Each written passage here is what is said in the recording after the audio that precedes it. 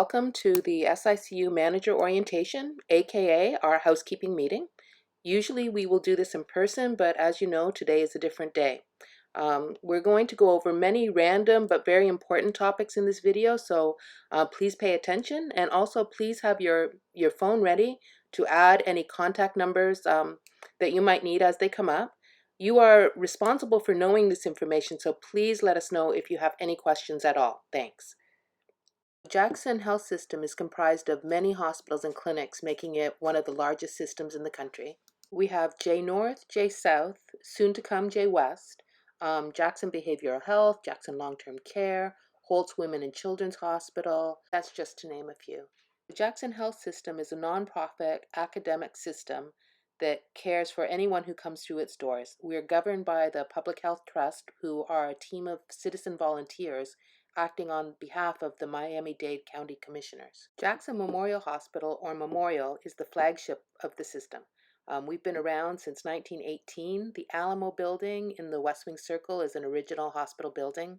We are part of the Public Health Trust, but we work for Jackson Memorial Hospital. So the mission of the JHS is to build the health of the community by providing a single standard of care for the residents of Miami-Dade County. The vision of the system is to be nationally and internationally recognized world-class academic medical system and to be the provider of choice for quality care. So we are internationally renowned for things like trauma and organ transplantation. However, we are not the provider of choice in the community. So we're still fighting the reputation that you should only go to Jackson if you're in a life-threatening trauma or if you're in need of a medical miracle. We are really working on convincing the community that they should trust Jackson for more routine care. We're doing that by really focusing on the quality indicators, and we'll touch on those in a bit, but we're also growing specialty services in the community. For example, the recently opened Christine Lynn Rehab Center is a world-class, state-of-the-art facility and the home for the Miami Project to Cure Paralysis. Another example of where Jackson is growing comes with cardiac surgery. The Jackson Heart Surgery Institute specializes in minimally invasive cardiac procedures as well as open heart, thoracic, and vascular surgeries.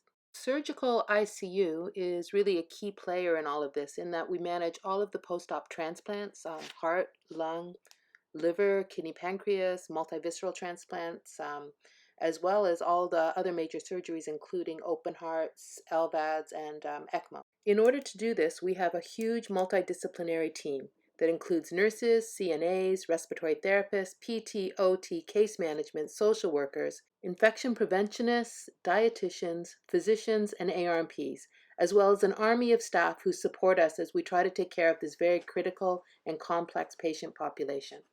Half of our patients, the liver, kidney, pancreas, multivisceral transplant, elective surgery, and trauma overflow patients, are managed by trauma critical care attendings with Dr. Dan Poost as our medical director. The heart, lung, ECMO, LVAD patients and the open heart surgery patients are managed by our cardiac specialty attendings with our medical director, Dr. Jeff Scott. And each of these teams are supported by various residents, fellows, and interns who rotate through the ICU. SICU is actually a consult team. That means that every patient has a primary team with attendings, residents, and ARMPs. Very, very important that we understand that. Any orders from the primary team must be communicated to the SICU team. Clear communication is essential to ensure that everybody's on the same page. Again, the primary team may request and place orders, but they need to communicate to the SICU team. There cannot be a delay in carrying out these orders, so communication needs to happen right away. Ideally, the primary team needs to communicate with the ICU team directly before placing these orders. I strongly suggest that you adopt a strategy of hooking up the primary team with the appropriate ARMP or physician to avoid any confusion and being caught in the middle.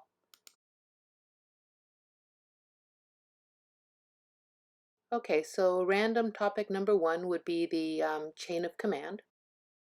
We'll start off with the CEO of Jackson Health System. That's Dr. David Zambrana. We're very proud to say that Dr. Zambrana started his nursing career as a new grad in surgical ICU as a cardiac nurse. Next up is Mr. Roy Hawkins. Roy is the CEO of Jackson Memorial, Maine. Our Chief Nurse Officer is Dr. Carol Biggs.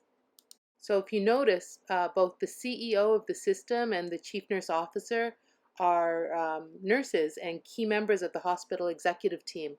This highlights how highly valued nursing is at Jackson. Our Associate CNO is June Ellis. June oversees emergency services and all of the critical care areas.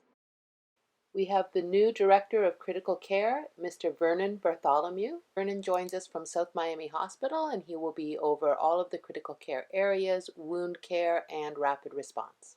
And so now for the surgical ICU management team. So the nurse manager of Surgical Intensive Care A is me, and that's Liz Davidson. The nurse manager of SICU B is Cindis Rodriguez. Associate Nurse Manager, SICUA, Lady Escobar.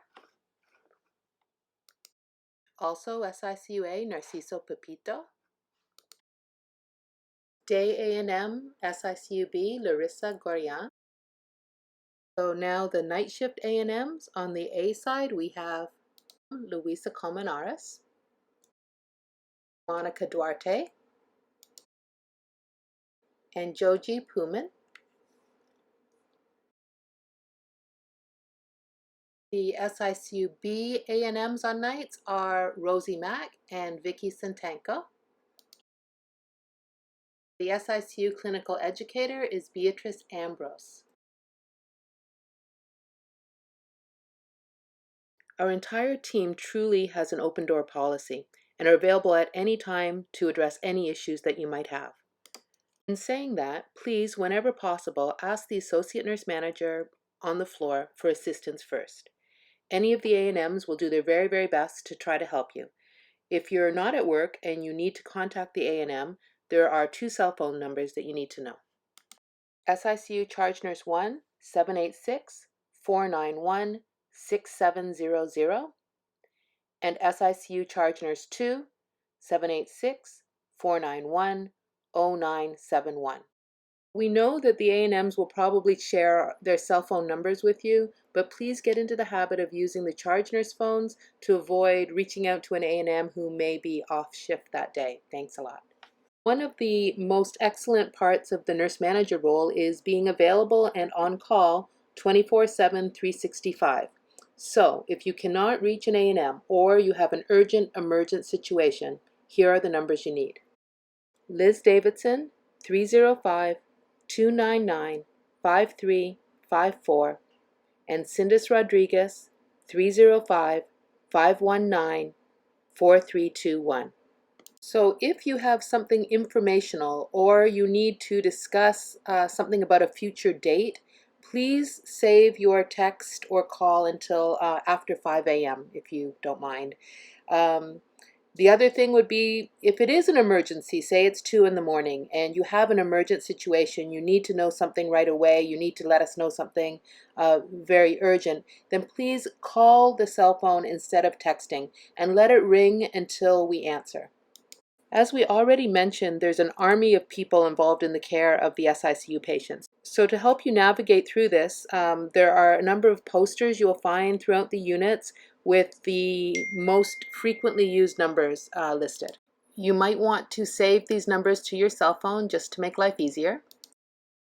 Additionally, on the assignment board, you'll find a number of numbers that change on a daily basis. So attendings, fellows, ARMPs, respiratory therapists, case management, social workers, PUAs, as well as dietary. The board is updated every shift, and you'll find a lot of useful information on it.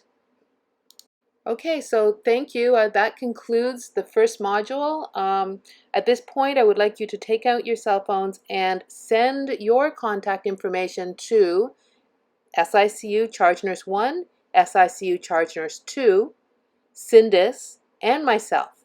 I really appreciate that. Thank you. And again, welcome to SICU. We are really happy to have you on our team.